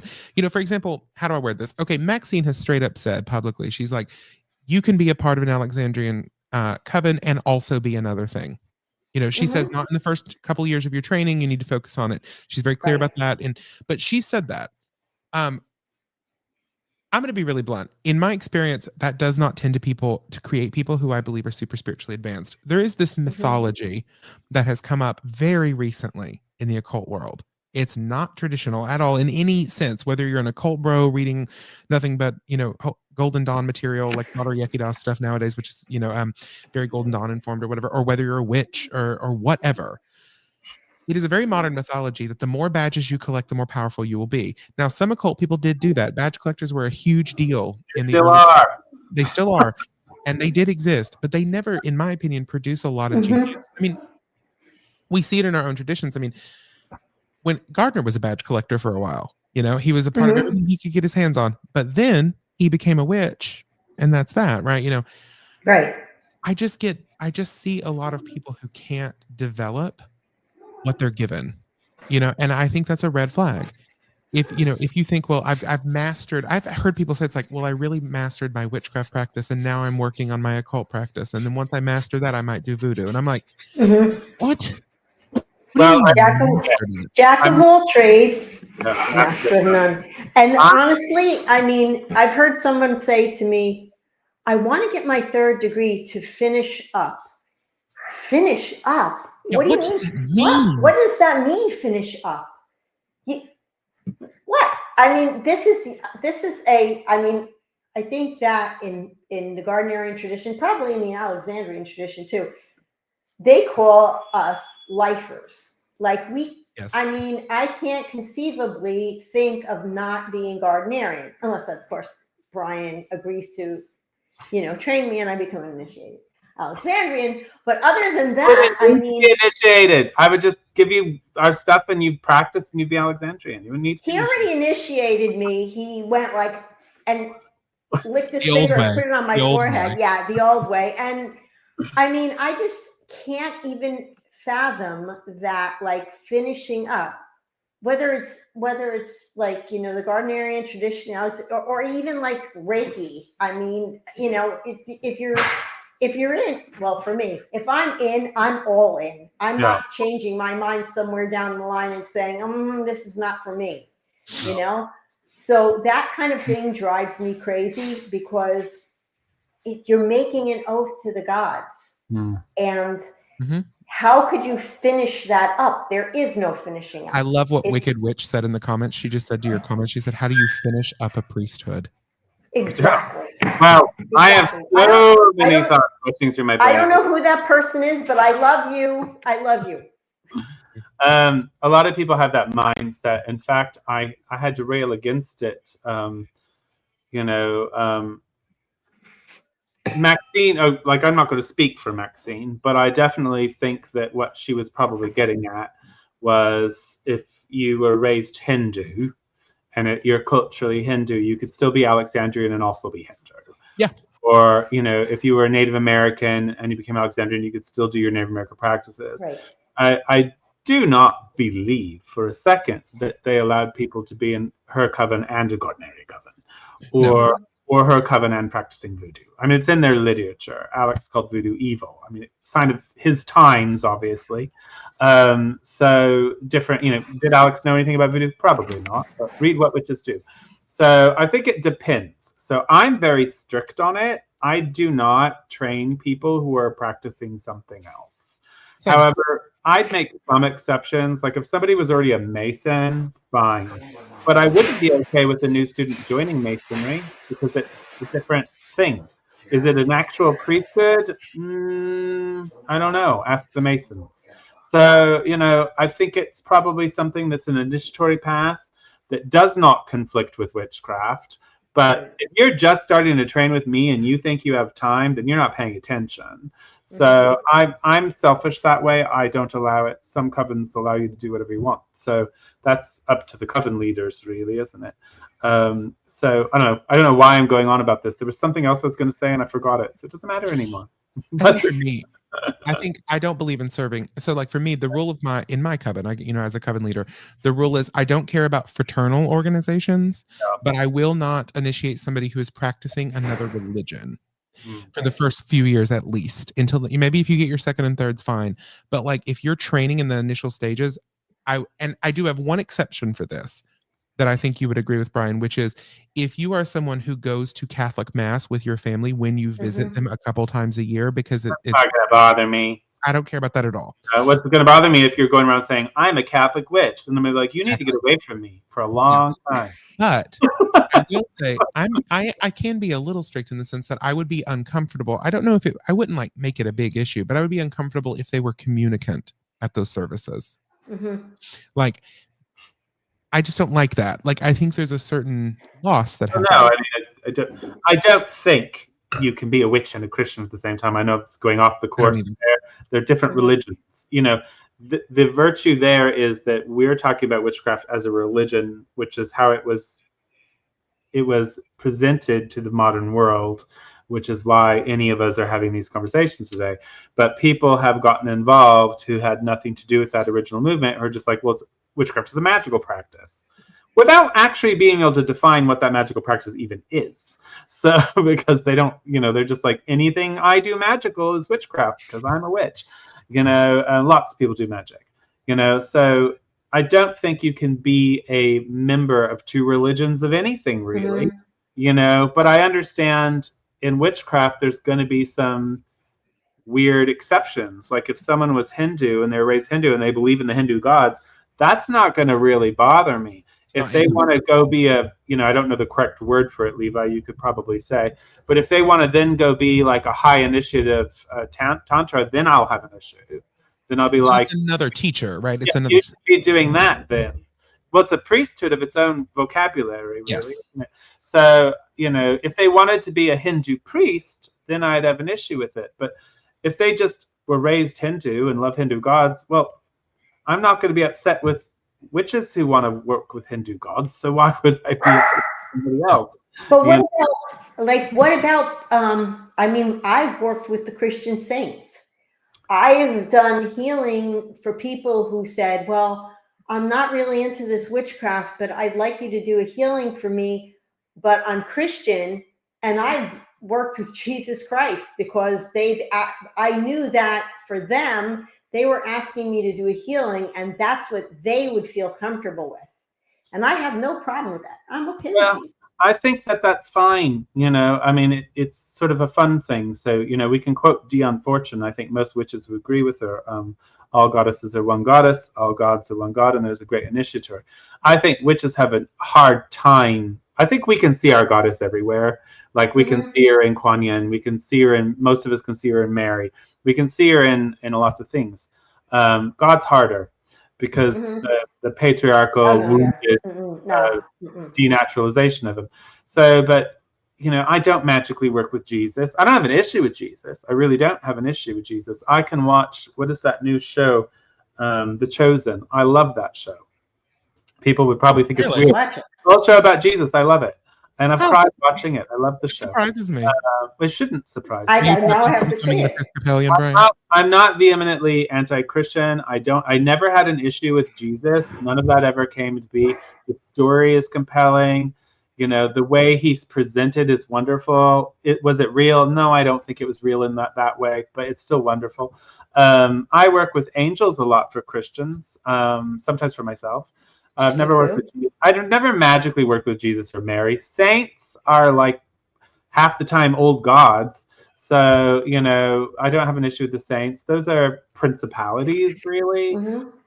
But, if you're going to go into your witchcraft altar and work with Mary and Jesus, I think a lot of people are going to have a hard time with that. But that's not actually the issue. The issue is if you philosophically believe in Christianity. you know. And that's the thing we're always saying about, like, I try to tell people, the real difference between Alexandrian and Gardnerian witchcraft is not really religious. We work with the same gods by hook or by crook.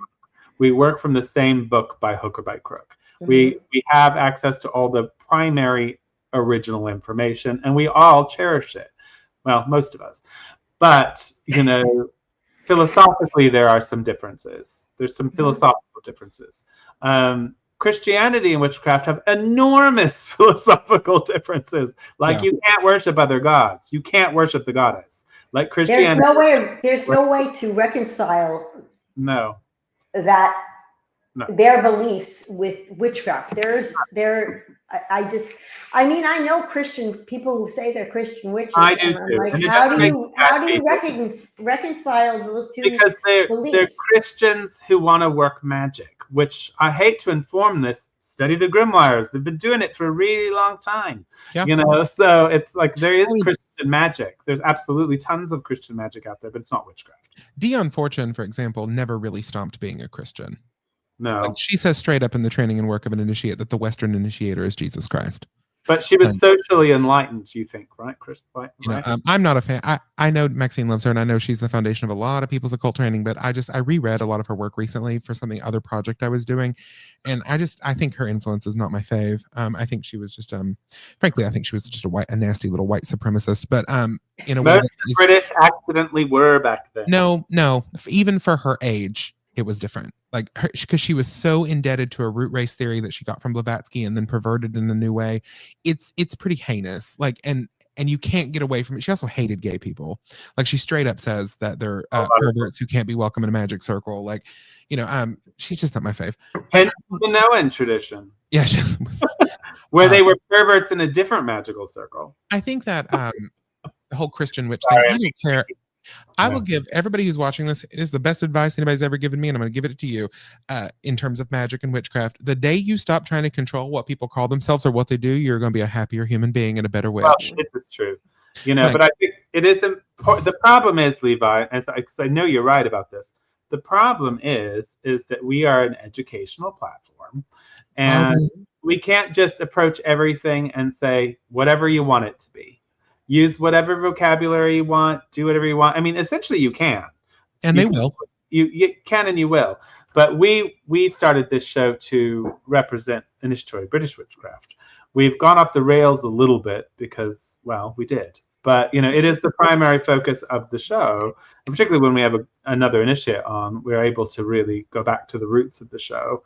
You know, we've got someone who's a voodoo person or something, then it kind of goes off the rails. But, you know, Levi has a set of words he uses. He does. You know, and so do I, and so does Tracy. They probably sort of line up. Yeah, we're all from relatively similar. Obsession with pagans. But I don't my point is, you know, and I just don't. People are going to do whatever they're going to do anyway. My job is to tell you only about, I can only speak for Alexandrian craft. Right. Like, I am not a scholar on any other religion. Like, I just don't have that voice. I can't tell you whether or not you can call yourself a Christian witch. I can only tell you that from an Alexandrian perspective, as a coven leader, you're not going to do it in my circle. Exactly. And I'll give you my reasons why. Because, you know, that's what I would do to somebody, is this is why I don't think this is valid. Do I think that you can use angels? Well, duh, it's a huge part of the Western magical tradition.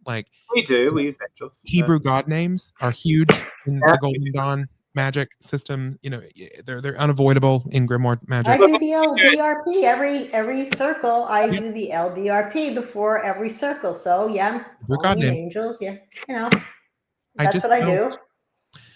I will say I would draw the line at Jesus, to be honest with you, Tracy. It's hard. Well, I mean, I haven't done that in years, but the person who came to me said, you know, my husband is very sick. He's having surgery, but I don't believe in this stuff. And I'm like, okay, you know, if someone comes to me that's Christian, I will say, okay, well, we can do a ritual and we can use Mary. I did a ritual in my backyard where I called in the archangels and I used Mary as the goddess so that my neighbor would stop putting a big whopping crucifix on her patio table.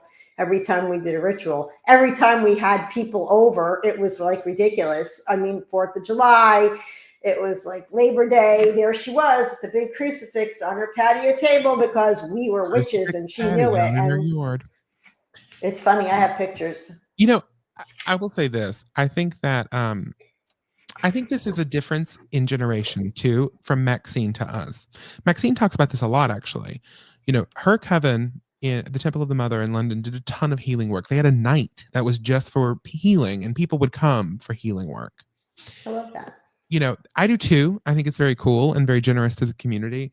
And she often says, if you're working with a Christian, use angels. Don't tell them that you worship a horn. It doesn't matter, like, to them, because they're not, you know, she said that many times. However, I do not think this happens a lot anymore for especially like millennial or Gen Z people, right? Like the Christians don't come to us anymore. The dividing lines are much harsher than they were in the 60s in England, or during the, you know, when it was the height of the counterculture and whatnot. It's just doesn't happen. Christians don't come to me and ask me to heal them anymore. Me neither. It's rarer though, you know? It's a lot rarer. One that I knew was already friends with a bunch of witches. And we did use the angels for her because it made sense and it worked. Right. And the other one was a neighbor person. But it does happen, but yeah, they're very, it's dangerous, you know. I mean, and now that we're here in North Carolina, I mean, Wake Forest is the little blue dot in, you know, red state. So they're very progressive. But I mean, I don't think I would more than likely see a cross burning on my front lawn than I would see someone coming to me and asking for healing or anything like that. You know, I don't keep it a secret. I have a pentacle on my garage door. But, you know, for all they know, that's a Texas star. They don't think of it as any kind of, you know. That lady's a Jew. Yeah, they probably think I've literally heard people who mistake pentagrams. Yeah. It happens all the time. Yeah. There's a comment I want to address where somebody is mentioning. So we only have 9 minutes left. I'll make this very brief. I promise. The idea of how common it is for magic to be mixed with Catholicism or even Protestantism, like Haitian in Haitian Vodou, in Santeria, in Mexican Brujeria, in Braucherei, which is the sort of like, you know, powwow stuff, and German folk magic and whatnot that was amongst Christian Anabaptist or whatever.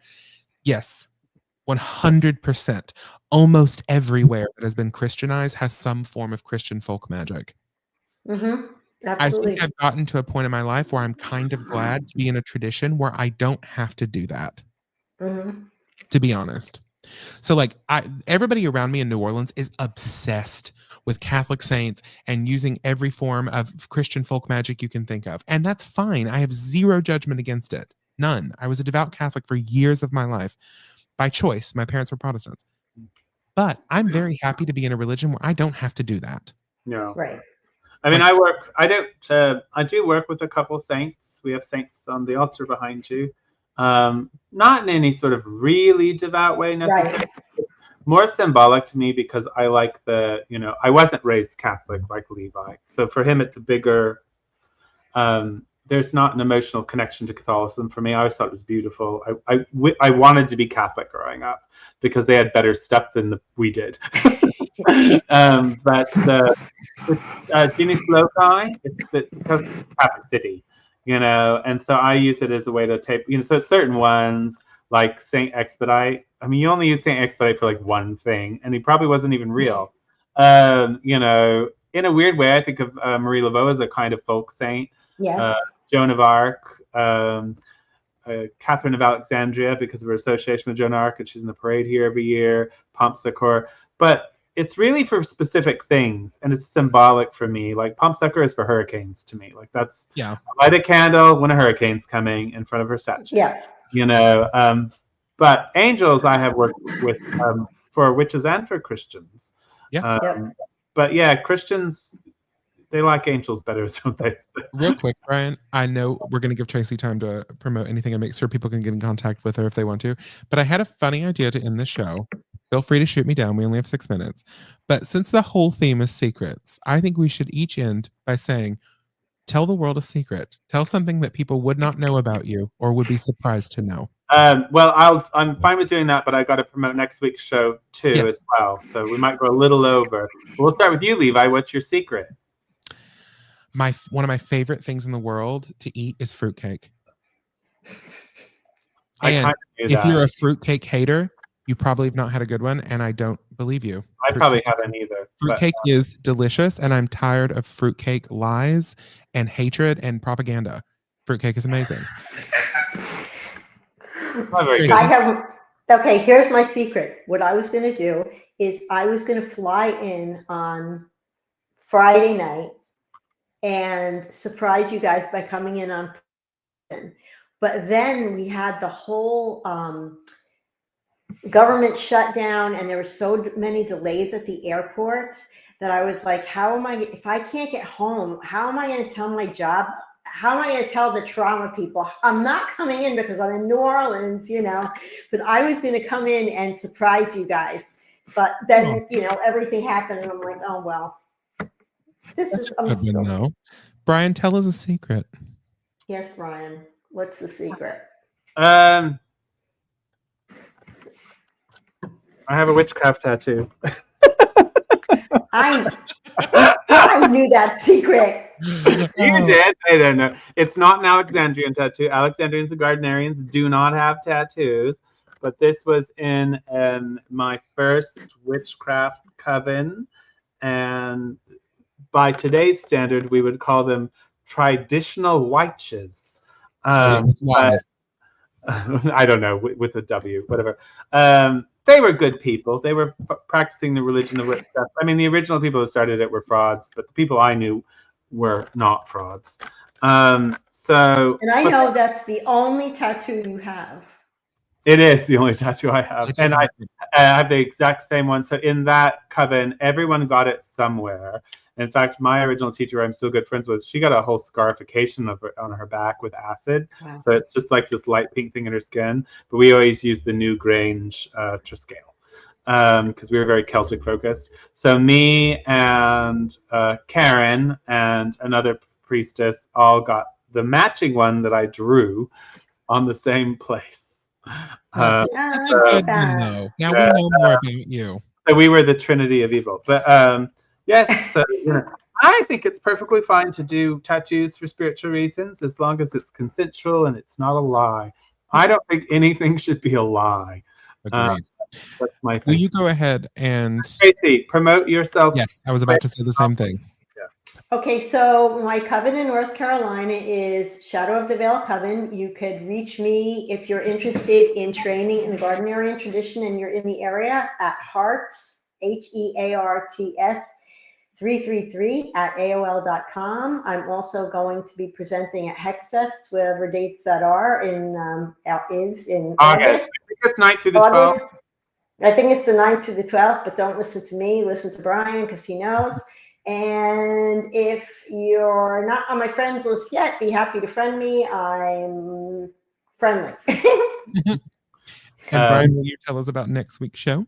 So me and Levi went to dinner with Thorn Mooney. I'm outing her. I've got pictures already. And afterwards, Levi says, Thorn's my favorite Gardnerian. Isn't she your favorite Gardnerian, Brian? I said, no, Tracy's my favorite Gardnerian. She could be my. Thorn's my favorite Gardnerian. I love Thorn. We love Thorn. But you're my beheaded her drum. We love her. She's great. We had a lot of fun. So next week's show, episode 2, will be on the subject of witchcraft then and now, and our special guest will be Silver Ravenwolf, and she doesn't really do a lot of things like this, so it'll be a pleasure to have us on. She's been doing Hexfest for a few years, which is the only festival she really does. She is the High Priestess of the Black Forest Clan, or an Elder. I don't know her current title. I don't know if she's directly reading it or if she's just teaching an Elder. I don't know. She'll tell us next week. But we're happy to have her. I read her book, her first book, I believe, To Ride a Silver Broomstick, when I was 15 years old.